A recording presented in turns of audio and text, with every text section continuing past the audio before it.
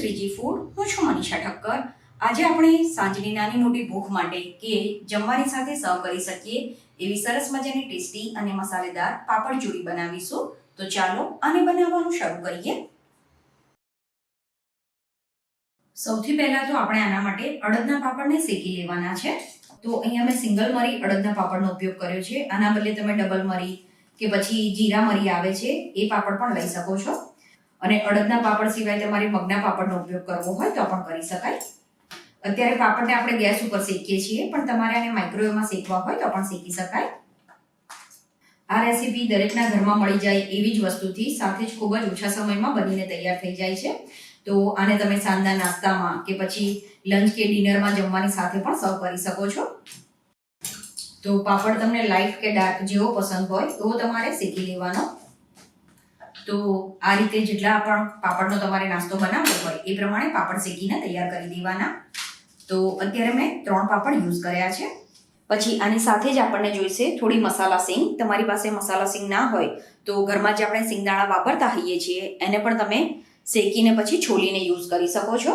થોડી મસાલા બુંદી, ચણાના લોટની નાયલોન કે પછી મીડિયમ થીક સેવ આવે છે એ લેવાની. બિયા કાઢીને ઝીણું સમારેલું ટામેટું અને ઝીણી સમારેલી કાકડી લેવાની. તમે જો ડુંગળી ખાતા હોય તો ડુંગળી પણ આમાં એડ કરી શકો. તો હવે આપણે જે પાપડ શેકીને રાખ્યા છે એનો આપણે રફલી ચૂરો કરી લેવાનો. આનો એકદમ ઝીણો ભૂકો નથી કરવાનો. તો આ રીતે પાપડનો ભૂકો કરી લેવાનો. પછી આમાં ટામેટા અને કાકડી ઉમેરી દેવાનું. આ વાનગી જ્યારે તમારે જમવા બેસવાનું હોય કે જ્યારે ખાવું હોય એ સમયે જ બનાવવાની, કેમ કે ટામેટા અને કાકડીનો ઉપયોગ કર્યો હોય એટલે મોઇશ્ચરના લીધે પાપડ ખૂબ જ જલ્દીથી સોફ્ટ થવા લાગતા હોય છે. પછી આમાં મસાલા સિંગ ઉમેરવાની, મસાલા બુંદી અને થોડી નાયલોન સેવ ઉમેરવાની. આ બધાની ક્વોન્ટિટી પસંદ પ્રમાણે ઓછી વધતી કરી શકાય. પછી થોડો ચાટ મસાલો, થોડું સંચળ. અહીંયા તમે સાદા મીઠાના બદલે સંચળનો ઉપયોગ કરશો તો એનો ટેસ્ટ ખૂબ જ સરસ લાગતો હોય છે. થોડું કાશ્મીરી લાલ મરચું, થોડી સમારેલી કોથમીર અને છેલ્લે થોડો લીંબુનો રસ ઉમેરી દેવાનો. હવે આને સરસ રીતે મિક્સ કરી દેવાનું છે.